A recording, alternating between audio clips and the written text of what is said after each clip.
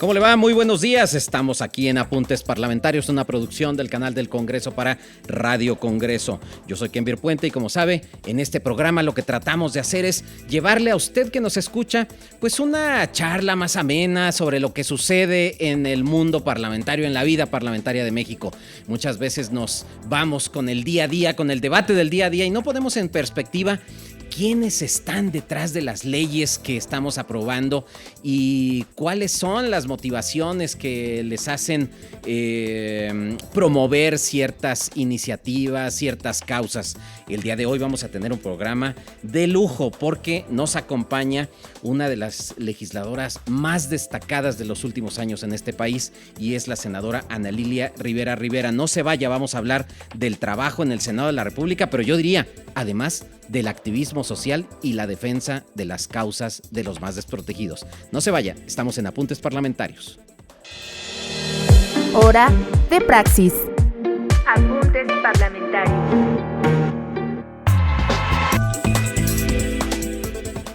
Ana Lilia Rivera Rivera es una abogada que podríamos decir una serie de cargos que ha ocupado en la política, pero yo empezaría diciendo, antes que los cargos, ha sido una activista social que la ha llevado a ocupar ciertos cargos. Ana Lilia, muchísimas gracias por estar con nosotros aquí en Apuntes Parlamentarios.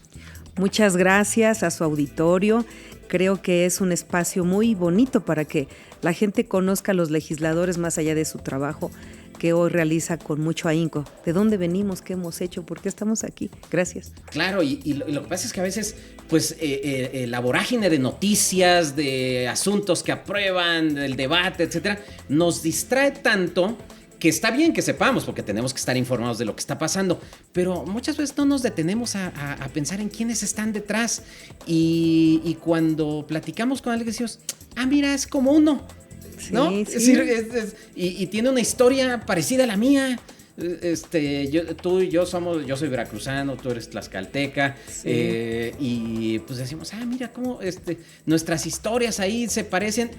No es como decimos, es que los políticos son distintos, son de otra especie, se parecen a nosotros. Pero yo quería empezar justamente con esto, preguntándote, a ver, tú tienes una historia de activismo, pero creo que casi desde la infancia, ¿no? Es decir, tú desde muy chiquita empezaste sí. Con el activismo social. ¿Cómo das este salto, digamos, de tu preocupación por los problemas de la gente, de tu entorno, a la vida política? Porque no es fácil entrarle a la vida política, ¿no? No. Creo que la misma necesidad de ayudar y de ser útil me fue impulsando a que la política se convirtiera en un noble oficio que he aprendido durante estos últimos 27 años. Tengo 27 años luchando por la democracia en México. Tomé esta causa cuando conocí al licenciado Andrés Manuel López Obrador, cuando era dirigente del PRD, y yo era una jovencita que recién empezaba a tener conciencia de todo lo electoral y lo político, que tenía que afiliarme a un partido. Yo apenas estaba cumpliendo mi mayoría de edad. ¿Pero había política en tu casa? O sea, antes, ¿no? Cuando dices, empezaste de niña, sí. Porque mi padre, mis tíos, yo soy originaria de una comunidad rural del estado de Tlaxcala. Mi pueblo es un pueblito que ahorita debe tener como unos 2,000 habitantes. Pero cuando yo era una niña, que ya hace bastantes años, éramos menos y era un pueblo con muchas deficiencias de infraestructura, rural, pobre. Y mi familia, una familia como la de mucha gente de comunidades rurales, muchos hijos, pocos espacios y muchas necesidades. Y mis padres, mi madre, mi padre, mis tíos, eran gente que hablaba frecuentemente de los problemas que enfrentaban y yo escuchaba. Era una niña, pero yo escuchaba. Esa conciencia social yo la adquiría de escuchar a mis mayores preocuparse y comprometerse a cambiar cosas. No me di cuenta en ese momento, yo lo fui con el tiempo valorando. En mi corazón se fue generando un profundo sentimiento de insatisfacción, claro, y de rebeldía y de preguntarme por qué siempre las cosas tienen que ser así. ¿Quién las va a cambiar? ¿Dónde está el superhéroe? ¿Dónde está el superpolítico? ¿Dónde está el redentor divino? Y entonces con el paso del tiempo me fui dando cuenta que no podía ser una solución que viniera de un personaje o de un ente divino, que tenía que venir de abajo y que teníamos que organizarnos, apoderarnos de nuestros espacios, defenderlos, cuidarlos. Y entonces, desde muy niña, fui muy inquieta. Mi padre me enseñó a leer antes de los 5 años. La primera lectura en mi vida fue El Principito, me la regaló mi papá. Y después del Principito, mi segunda lectura fue El Quijote de la Mancha. Wow. Entonces yo iba a la biblioteca de mi pueblo y pedía que me lo prestaran, un libro grande, difícil en su lenguaje, sí, claro. Pero yo tenía un problema. Compartía la cama con mis hermanas, con 2 hermanitas. Y ellas querían apagar la luz y yo quería seguir leyendo. Entonces juntaba las velas que encontraba en la casa y sobre todo las velas de Navidad. Yo me acuerdo esas velitas de las posadas, sí, rositas, rojitas, como curvitas. Exacto, sí. Y juntaba y llegaba con bolsitas de velas y las ponía y prendía mis velas para amanecer leyendo. Y El Quijote de la Mancha no solamente me refrendó que había virtudes en los seres humanos más allá de lo material, me llenó de un dolor muy grande, porque ahora tenía la historia de un utópico que vivía en una realidad de una humanidad muy mala. Sí. Entonces, El Quijote de la Mancha y El Principito, más lo que escuchaba de mis padres y de mis tíos, me generaron una infancia distinta. A los 6 años yo ya recibía a los políticos que llegaban a mi pueblo a pedir el voto. Era la niña en la que buscaban para que hablara en los eventos, era la que declamaba el 10 de mayo, era la que la hacía del papel de la Virgen María en la Semana Santa. Y eso me llevó a ser una joven ya muy participativa en las actividades de mi comunidad. Pasé de ser la niña que declamaba a ser la niña que actuaba, a ser la niña que organizaba a la gente para defender de que instalaran basureros tóxicos en el pueblo o que instalaran gaseras en el pueblo. Y entonces el haberme involucrado muy joven en las cosas de mi pueblo hizo que mi pueblo me respetara, aunque fuera yo una joven, y que me siguieran y que me creyeran. Así fue como yo fui llegando a la política. Claro, que eras auténtica y que no llegabas ahí de fuera, sino que fuiste creciendo y además no solo eras testigo de lo que sucedía, sino que vivías en carne propia la problemática local y pues obviamente la misma gente de tu alrededor reconocía en ti a alguien auténtica, ¿no? Porque me veían tocando las puertas y decían, sí, vamos. Yo recuerdo de las cosas que más me he grabado en la mente y nunca lo olvido, 2.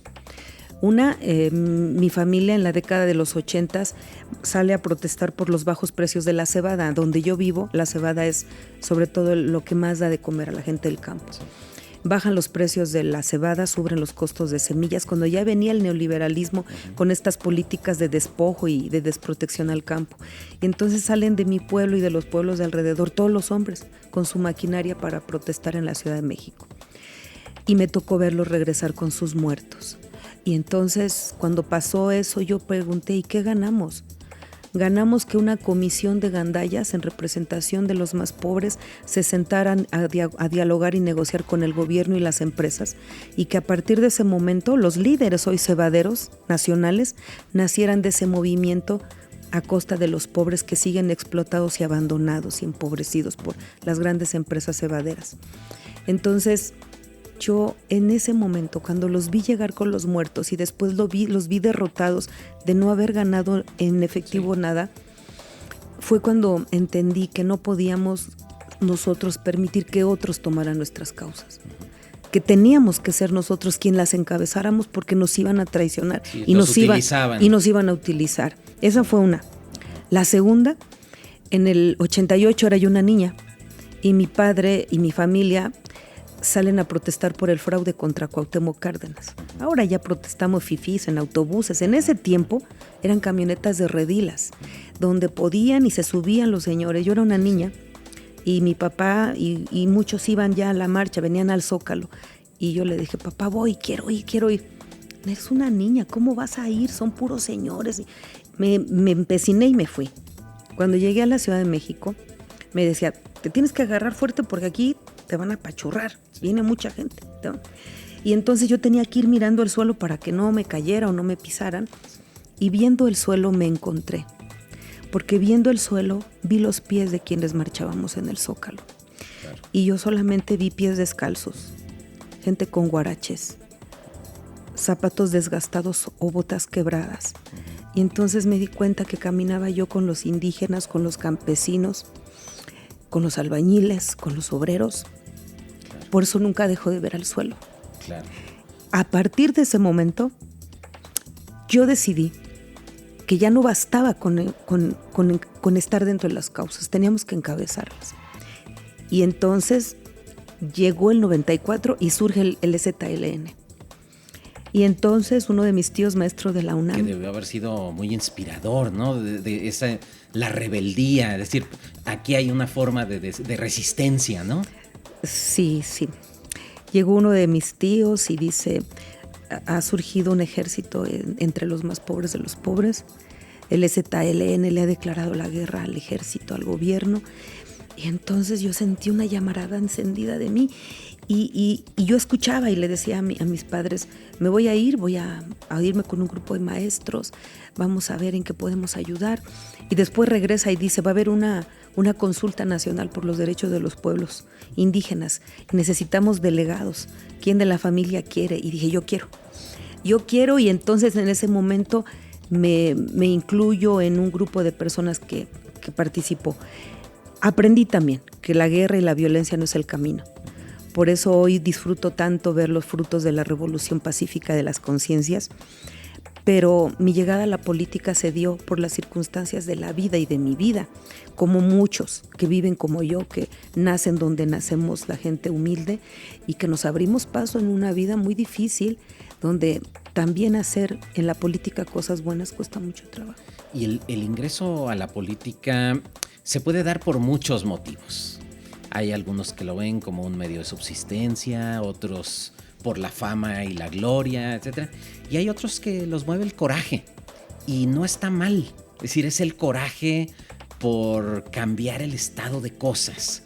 Y una vez que llegas a la vida política, ¿qué le dices a esa niña que veía a esos pies descalzos y esos guaraches y esos pies sucios, maltratados de las caminatas, hoy que estás en una posición, digamos, aparentemente de tanto poder y que pues ahora tus paisanos, y no solo tus paisanos, sino otras personas de otros lados te ven a ti como esa misma fuente de inspiración que tú viste hace 30 años con Cuauhtémoc Cárdenas o hace 20 con Andrés Manuel? ¿Tú qué les dices al ver esa mirada con la que tú veías a estos líderes políticos? Pues tuve que aprender mucho y trabajar para llegar a la política y ser considerada como un personaje que pueda representar otros sueños, otros intereses.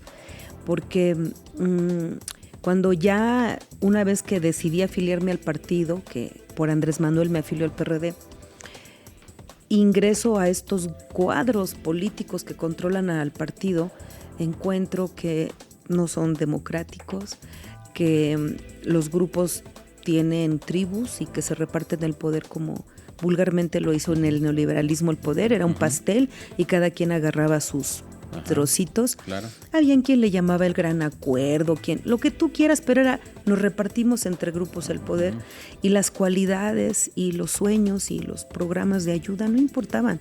Importaba de qué grupo venías. Sí, la trayectoria no era lo más importante, no importa. Ni la inteligencia. Nada. ¿No? Así es.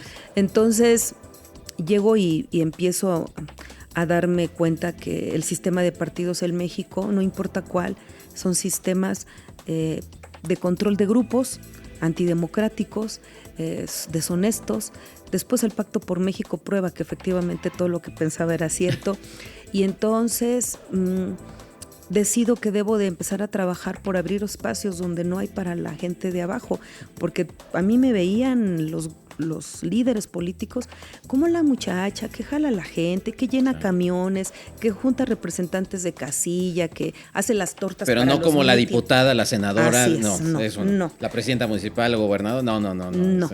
Entonces, cuando llega el momento, después de 10 años de andar haciendo mucho trabajo político, de organización y de difusión, me acerco con los líderes del partido y yo les digo, en el 2000, yo coordino la campaña del licenciado Andrés Manuel en el 2006, en parte de mi estado. Okay. Era la coordinadora más joven. Okay. Y la que mejor resultados daba y la que entraba con pasión porque creo en las causas. Sí. En el 2007 íbamos a tener elección para diputados locales. Llevaba 10 años ya luchando y me acerco y le digo a los líderes del grupo, quiero ser candidata. Y 3 objeciones me pusieron. Y es que en tu distrito nunca ha perdido el PRI. Y eres de una comunidad rural, la gente también pues ve con cierta desconfianza a la gente de los pueblos. Y luego eres mujer. Claro. Y luego la política es dinero. ¿Tienes dinero? Entonces tenía yo 3 defectos. Sí. Ser de una comunidad, ser mujer y ser pobre. Tenías todas las condiciones para no ser candidata. Entonces fui ganando espacios y fui abriendo espacios que antes no había. Todavía hoy los partidos políticos tienen que democratizarse. Oye, y a pesar de que no tenías esos 3, ¿cómo le hiciste para ser candidata? Es decir, si no tenías esos prerequisitos, llamémosle así, informales. Pues como se repartían en el PRD las candidaturas por grupos, me informan que hay una reunión de estos grupos y en esta mesa el líder del grupo al que yo pertenecía. Al que te adscribían, digamos. Es que si no tenías grupo no existías. Sí. Entonces había negociado en la mesa. Las tribus se les llamaba despectivamente en aquellos años, ¿no? Pues esa tribu había negociado mi distrito con otro grupo. Y entonces me dicen, oye, ya no vas a ir. No se pudo. No, ya tenés. Y yo dije, ¿qué? ¿Dónde están? Que me dicen dónde estaban. Y yo me fui, corre. Y llegué al restaurante donde estaba la reunión del gran acuerdo político. Y entro corriendo y ahí estaba el líder del equipo con el que yo colaboraba, que en ese tiempo era gobernador de mi estado. Y entonces entro corriendo y le digo, me dice, ¿qué húbole? Pásale, no estás invitada. No, yo en ese momento me temblaban las piernas, el corazón se me salía, claro. Primero por la carrera y luego porque lo iba a enfrentar. Y entré y le dije, frente a todos, ni los saludé, ni recuerdo quiénes estaban. Lo vi directamente y le dije, sé que no estoy invitada a su reunión, solamente le vine a decir que con su apoyo y sin su apoyo yo voy a participar en el proceso interno y no me voy a bajar, me voy a mantener. Y me fui. Y así lo hice. Qué valiente. Ese día perdí el equipo, me quedé sin grupo. Sí, porque además en la práctica y en los rituales de la vida política mexicana al gobernador no se le dice que no y mucho menos se le confronta, ¿no? Porque te quedas ya sin nada, ¿quién te va a apoyar? ¿Quién te va a dar? Y después no te van a querer por revoltosa, ¿no? Así es. Quedas estigmatizada, ¿no? Y aislada, porque tú no tienes nada que darle a los demás y él sí. Claro. Entonces me regreso a mi equipo con el que había trabajado muchos años en mi distrito y les digo, vamos a caminar, estamos de acuerdo, ¿sí? Y caminamos, ganamos el proceso interno y gané las elecciones por primera vez una mujer de la oposición y he sido la única que ganó una candidatura de mayoría por el PRD en mi estado. Nunca lo ganará porque ya va a perder el registro. Tiene registro local, el nacional ya lo perdió. Sí. Pero fue también gracias al licenciado Andrés Manuel. Él en el 2007 acompañó a los que eran candidatos y la congruencia, mi historia, en ese tiempo mi juventud y mi cercanía con el proyecto del presidente hizo que la gente votara por su servidora, a pesar de que no tenía yo más que 20 bardas pintadas con letras chuequitas porque los jóvenes que me ayudaron y la pintura que me regalaban daba para unas cuantas palabras. No tuve más propaganda, no tenía yo nada que regalar y la gente me apoyó y con creces representé con dignidad a mi distrito. Así gané esas elecciones. Y después de eso, bueno, lo que sucede muchas veces, desafortunadamente, es que pues cuando llegan, pues luego ya no los vuelves a ver. Es decir, se van los que fueron electos ya no quieren ver a los ojos a sus paisanos porque dicen, no, me van a pedir cosas que no está en mis manos resolver, etcétera. Y sin embargo, tú nunca te fuiste. Es decir, sí fuiste diputada local y después fuiste fundadora de Morena, pero pues nunca te fuiste. Es más, yo diría, nunca te has ido. Es decir, estás acá en el Senado, pero terminan las sesiones y te vas al pueblo, vas a ensuciarte los zapatos y a quitarte las zapatillas del Senado y a ponerse los zapatos más cómodos para recorrer. Vamos a regresar a eso porque quiero preguntarte sobre tu vida en el Senado y sobre todo esta experiencia que pues muy pocas personas en la vida han tenido, pero particularmente una joven mujer como de tus orígenes de Tlaxcala, que es ser presidenta del Senado de la República. Vamos a una pausa, estamos aquí en Apuntes Parlamentarios, estamos platicando con la senadora Ana Lilia Rivera Rivera, no se vaya. Estamos de vuelta en Apuntes Parlamentarios, una producción de Radio Congreso para el canal del Congreso. Estamos platicando con la senadora Ana Lilia Rivera Rivera, quien seguramente usted ha visto en la televisión, ha escuchado en algún debate parlamentario y quien hace muy poco tiempo fue presidenta del Senado de la República.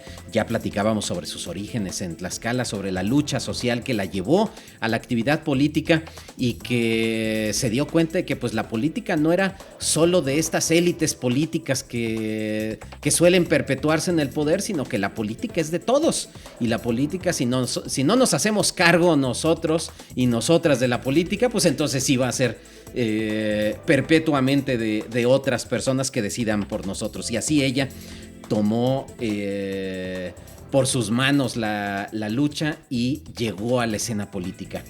Yo sé que pasaron muchas cosas entre la fundación de Morena, el movimiento de Andrés Manuel, pero al final fuiste candidata a diputada federal y después candidata a senadora de mayoría relativa.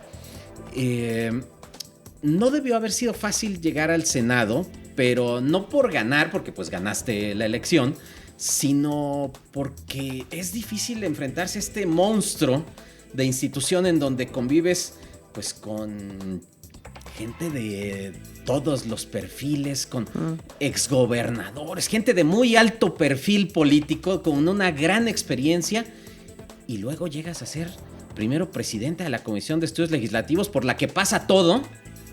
Es decir, no hay cosa que pase por el Senado si no pasa por la Comisión de Estudios Legislativos, y luego presidenta del Senado. A ver, platícanos eso. Es decir, ¿en qué momento se convirtió en este monstruo político Ana Lilia Rivera? Bueno, yo siempre creo que lo que he hecho es poco. Siempre digo, no, tengo todavía más que dar, creo. Escúchenos bien, porque no sé si es premonitorio lo que está diciendo la senadora, pero a ver. Ajá. Pero creo que mi objetivo principal ha sido ser útil, ayudar, cambiar las cosas, y entonces eso es mi motor que me ha impulsado, no solamente haber sido diputada. Después como diputada enfrenté a la corrupción de los municipios, hice lo que me tocaba que pocos hacían. Y eso tiene un alto costo siempre. Enfrentar la corrupción, sí. Fui candidata a la presidencia municipal en mi municipio. Llevábamos 13 años de cuentas reprobadas consecutivas, hoy han de tener más de 25 años de cuentas reprobadas. Enfrenté a esa corrupción. Después fui fundadora de este gran movimiento cuando el Pacto por México en el 2012 desvirtúa completamente la izquierda de la derecha, todo es un negocio. Nos vamos a fundar Morena, soy dirigente nacional. De esta dirigencia nacional viene la formación del movimiento en todo el país, pero al mismo tiempo ya en ese momento soy dirigente, una de las principales dirigentes de la campaña nacional Sin Maíz No Hay País. Ya soy luchadora de las que enfrenta y empieza por proteger los maíces nativos. Iniciamos la demanda colectiva contra los transgénicos y me convierto también en una activista en favor de la sana alimentación, de recuperar nuestra salud a través de la comida, y eso me lleva a tener mucho contacto con la gente del campo.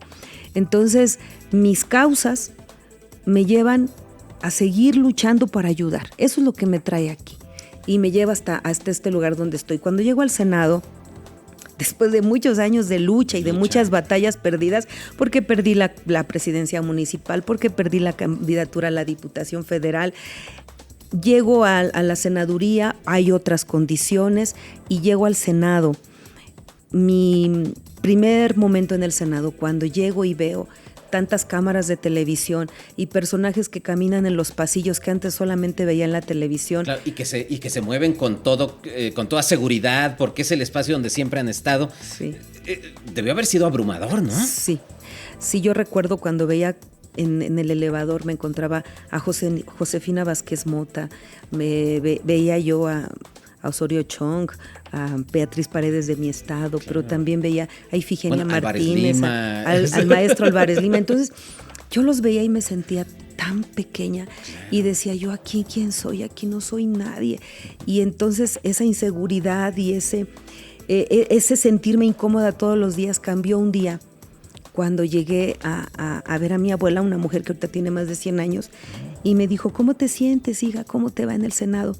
Y le dije, pues hay mucha gente, abuelita, y a veces siento que yo allá no soy nadie. Y volteó y se enojó y me dijo, nunca digas eso, porque tú eres la primera vez que representas a la gente del pueblo. Y si tú te sientes menos que ellos, haces que todos seamos menos que todos. Así es de que cuando vayas y ves a toda esa gente, solo recuerda que tú representas a la gente más buena de Tlaxcala y que por ellos tendrás que llegar muy lejos para demostrar que la gente del pueblo también puede.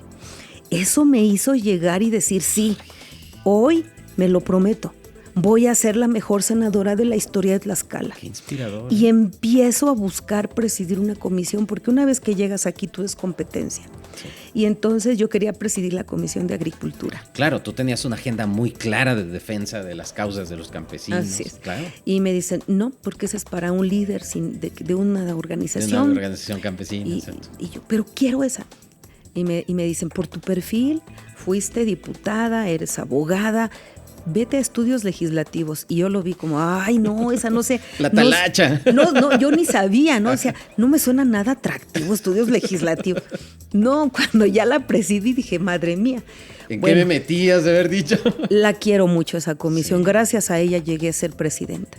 Porque aprendes todo lo de proceso legislativo, ¿no? Es decir, te pasa todo por ahí. Todos los temas, pero sobre todo estudios legislativos me enseñó a hacer política. Porque cuando llego me doy cuenta que es como una junta de coordinación reducida. Claro. Todos los coordinadores de los grupos parlamentarios están ahí, porque ahí están los temas importantes de la agenda política. Lo que va a pasar, tiene que pasar por ahí. La agenda política nacional ahí está. Y entonces, ¿qué fue lo que aprendí ahí en esa comisión? A ser tolerante, a ser respetuosa, a ser incluyente y a entender que todos tienen razones y que siempre hay que escuchar y que siempre hay que entender que la oposición en su espacio también hay cosas en las que tiene que aportar claro, para mejorar. Y en su forma de comprender las cosas. Sí. Qué importante lo que dices, porque también a veces los vemos en la tele y pues siempre los vemos debatiendo y dicen, no, estos siempre están peleando, nunca... Pero sí se ponen de acuerdo. De hecho, pues la mayoría de las cosas salen por consenso. Son pocas las que salen divididas. Lo que pasa es que los medios exageran, digamos, y le dan más tiempo a los asuntos donde hay más polarización, porque pues eso da más rating, ¿no? Así es. Pero muchísimas cosas salen por consenso. ¿Cómo era entonces sentarse con estos que antes eran adversarios o que a veces públicamente es enemigo? Y que pues te tienes que sentar a acordar cosas con ellos. Y luego, ¿cómo le explicas eso a la de gente que te ve? ¿No lo siente como una traición que estés? Debe ser difícil, ¿no? Explicar esto. Bueno, es que en esta comisión yo aprendí que sin perder mi visión de país, podía ser una persona que contribuyera a lograr acuerdos en un Congreso distinto al que hoy tenemos. Hace 6 años no había mayoría calificada en el Senado. La polarización y la radicalización no era propia políticamente. Hoy hay otra condición. Hoy nuestro presidente se puede dar el lujo de faltar a esa diplomacia política, porque tiene una mayoría que lo arropa, no necesita la oposición. Nosotros sí necesitábamos a la oposición. Y si yo quería ser útil al movimiento que me debo, no tenía que ser un agente de polarización, sino un agente de confianza. Que la oposición supiera este no escucha, pero ella sí escucha. Y entonces cuando se acercaban yo les decía, esto sí lo podemos transitar, esto no. Pero sabían que iban a encontrar conmigo un sí a lo posible, claro, y cumplía siempre mi palabra.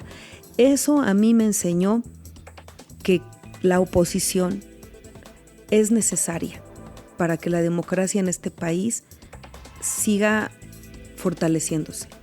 Yo espero ver pronto una oposición con causas, una oposición generando equilibrios y debatiendo con razones y con calidad moral. Construyendo. Porque si no tenemos una oposición con esas características, este proyecto de la transformación que tenemos en nuestras manos se nos puede ir. Porque al no tener oposición y equilibrios, podemos cometer todos los excesos que antes juzgamos. Entonces, sí, el riesgo es muy alto porque el ejercicio del poder no te detiene a pensar las consecuencias de este tipo de acciones, ¿no? Así es. Claro, ¿no? Sí. Entonces, en la comisión tuve muchas cosas que aprendí, fue mi gran escuela. Esa me llevó a ser vicepresidenta.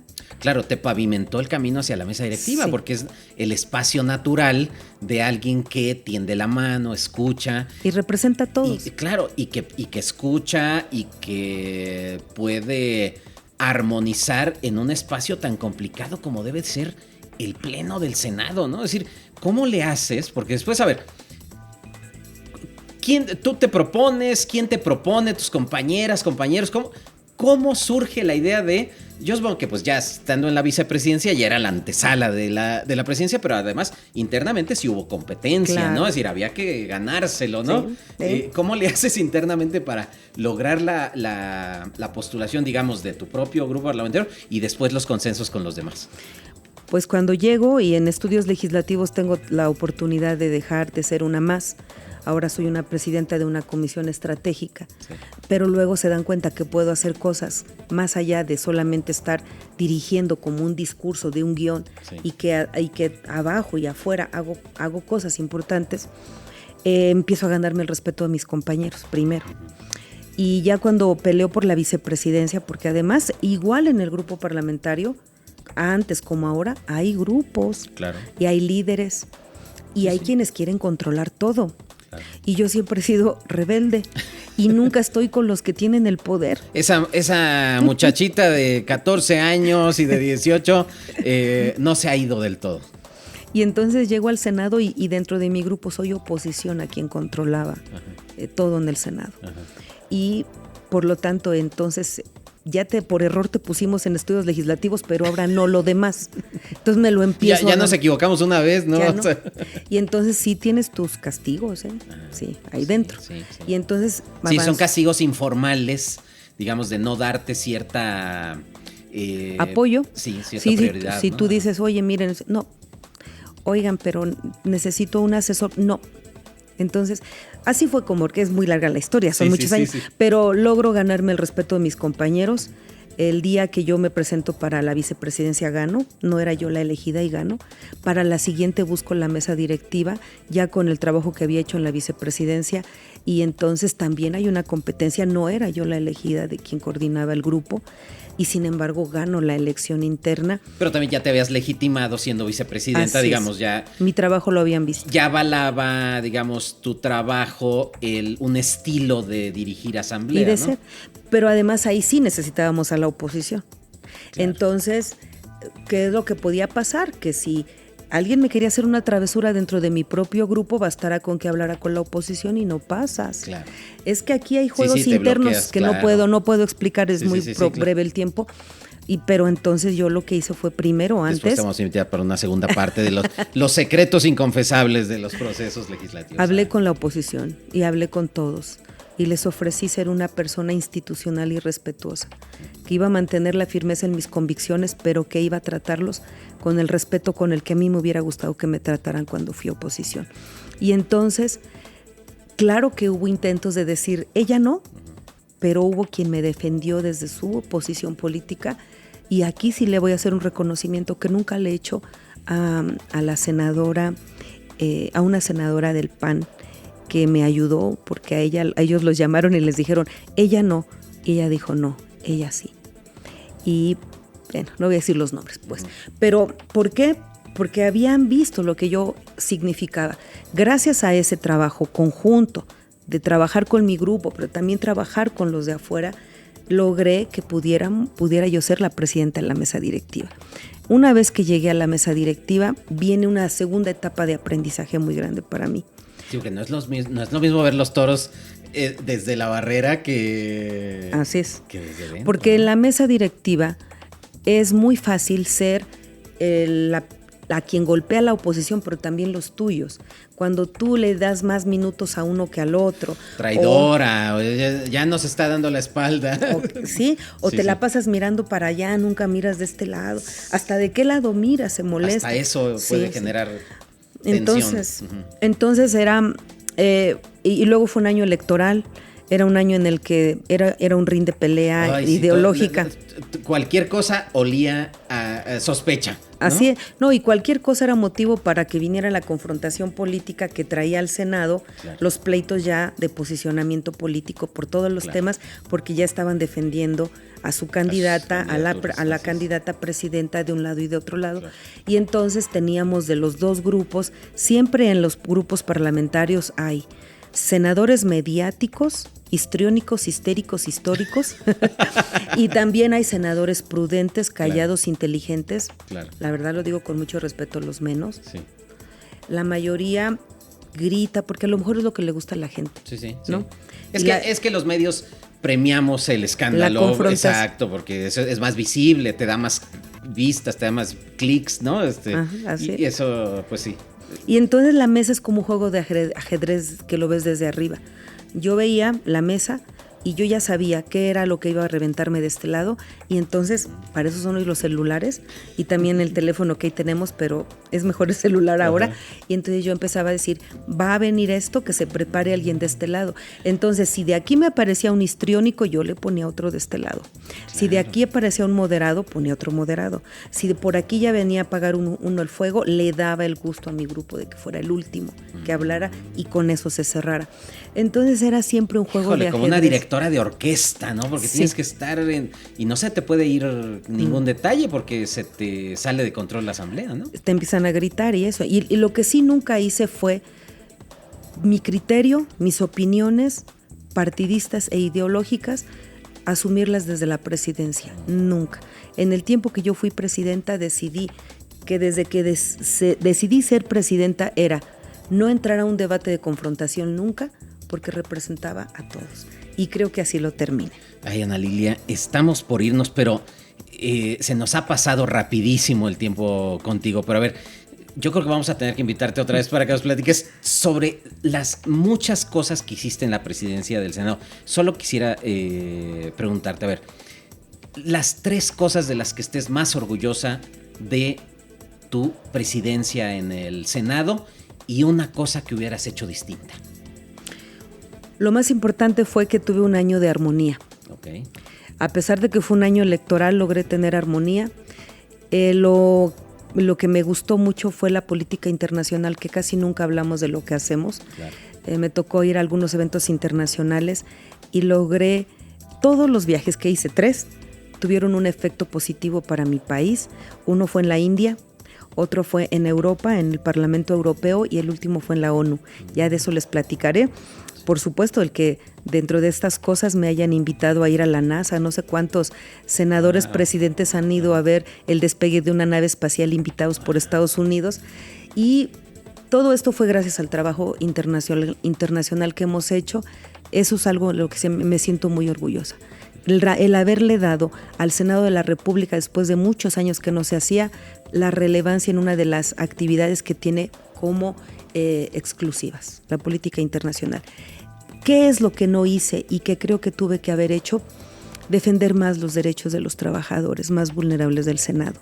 Lo intenté, pero no fue posible. Yo espero desde el espacio donde estoy, lograrlo, que se les reconozca plenos derechos laborales a la gente que tiene trabajo de intendencia y de mantenimiento, que siguen bajo la subcontratación. Eso no lo pude hacer y es algo que me duele todos los días. Claro que sí, por supuesto que hay que modificar, que hay que arreglar, pero yo no recuerdo alguna vez a una presidencia del Senado tan cercana a los trabajadores de base. Yo recuerdo los festejos que hiciste con el personal de base. Fue algo que me parece que yo creo que es algo que llegó para quedarse, de decir que el Senado no son 128 personas en el Pleno. El Senado es muchísima más gente que contribuye a que se den estos resultados y que están en todos lados, que nos apoyan aquí en la cabina, nuestros técnicos, nuestros operadores, el personal de limpieza, todos contribuyen o contribuimos de alguna forma a que esta institución dé resultados. Ana Lilia, ya te comprometí al aire a venir otra vez porque se puso muy buena la plática, pero tenemos que irnos. Prométenos que vas a estar con nosotros nuevamente. Pues prométeme que me vas a invitar, yo aquí estoy. Muchísimas gracias, Ana Lilia Rivera. Pueden seguirla en sus redes sociales, es muy activa en redes sociales, siempre está en Instagram, en X, en TikTok también. Todo. Entonces hay que tenerla. Y quiero regresar para platicarles el día que Narendra Modi me declaró su hermana espiritual, la primera extranjera mujer a la que un líder político y espiritual de la democracia más grande del mundo la declara su hermana. Yo me convertí en la India en una celebridad. Ahí luego se los vengo a platicar. Pues ya nos dejó picados para esta próxima visita. Muchísimas gracias, querida senadora. Ya nos vamos. Le agradecemos al equipo que nos apoya también en esta transmisión, en la producción a Lulú Ruiz, en la operación a Cassandra Guzmán.